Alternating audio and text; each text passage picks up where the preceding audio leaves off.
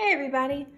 Today we're going to be talking about the mouth, but I also wanted to tell you that periodically, because our hands get graphite on them, we're going to want to get rid of any smudgy marks that happen. So you can every so often, whenever you see that there's an area that has a shadow that you didn't put there intentionally, you can just erase it away.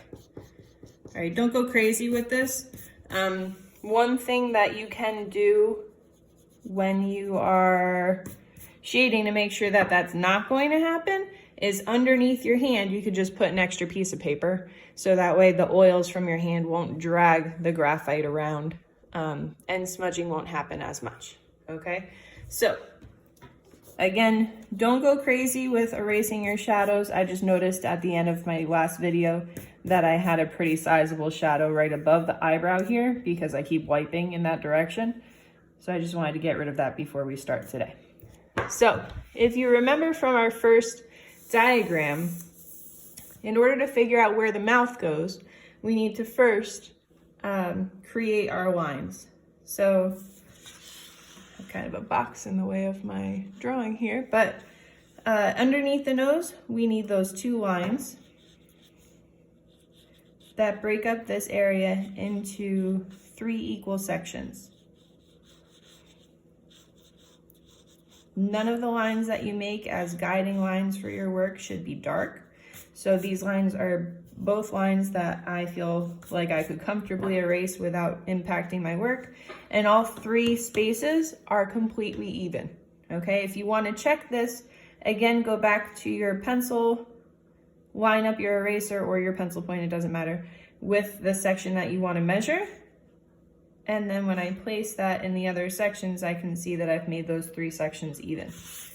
Okay, the next step is to draw the circle. And the circle that goes above your lip, of course, is the circle that's right underneath the ball of your nose.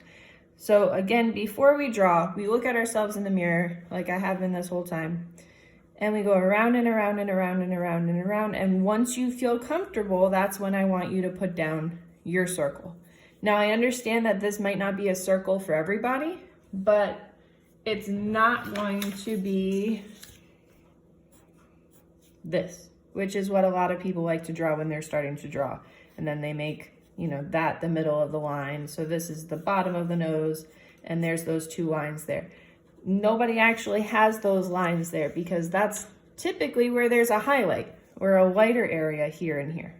Okay, so we're using this as kind of a placeholder that's going to be in between where we have highlights here and here. Okay, so underneath that ball, that's where I want you to create the top line of your mouth.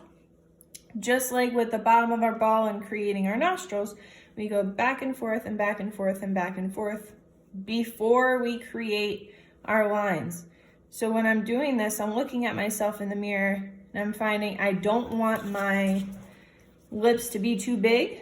So if I'm starting with that ball, I don't want to go really huge and go out like that because my lips are not that voluptuous.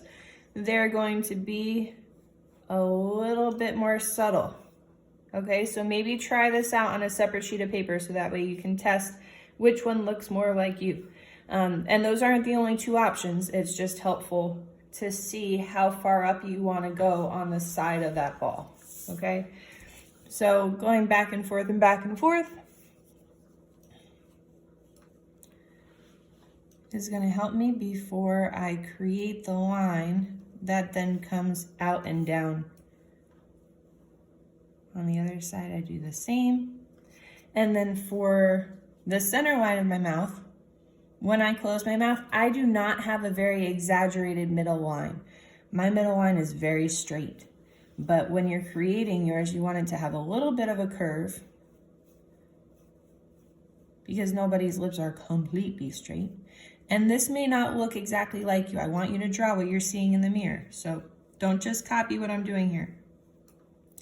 So we're going back and forth and back and forth and then up and out. All right, remember, I want your middle line of your mouth to be the longest and none of your lines should touch because all they are guidelines for where shadows go. especially with the lips. Okay, so with the eyes, we have the most lines, and those lines are kept a lot of the time. You can see the football lines that I've made even now. With our nose, we keep a couple of the lines, but the rest of the time it's mostly just guidelines for where shadows belong. With the lips, the guideline or the lines of your lips are solely guidelines. You don't actually keep those lines unless you're wearing really thick lip liner, which I don't remember my students doing.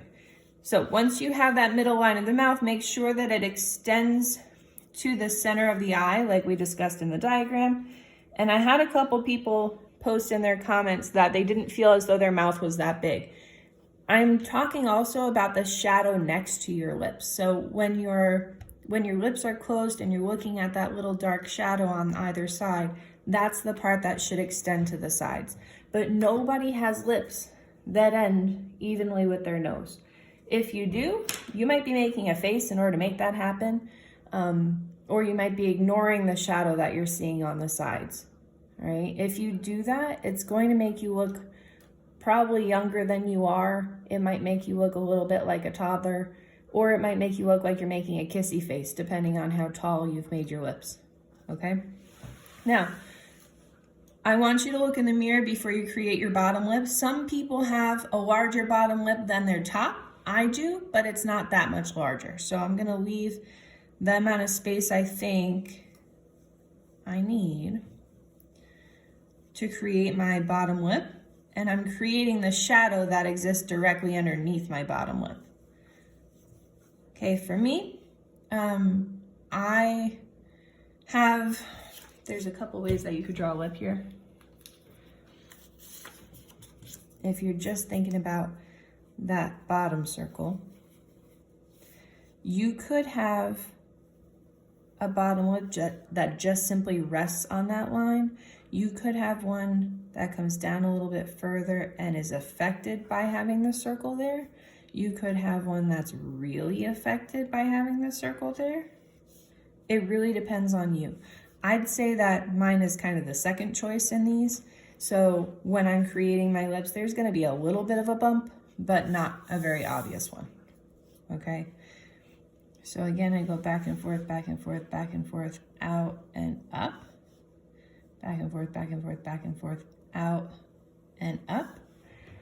And I'm going to create a separate video of shading for this so that way you guys can see what I do. But I want you to emphasize the shadow that happens on the middle line of your lips when you're working, because that is going to be the darkest line no matter what. I want you to observe when you look in the mirror which lip is darker. Oftentimes it is the top lip that's darker, because if you think about it when you're looking at yourself in the mirror, light is typically coming from above and therefore will hit the bottom lip more so than the top lip. Okay, you might have highlights here above the top of your lip. That's also fine. I just want you to keep in mind which of these lips is going to be darker, and notice that these lines are not going to stay as lines. They're going to become guidelines only for where shadows belong. Okay, so now I'm going to create a time-lapse video of the shadows that belong on your lips.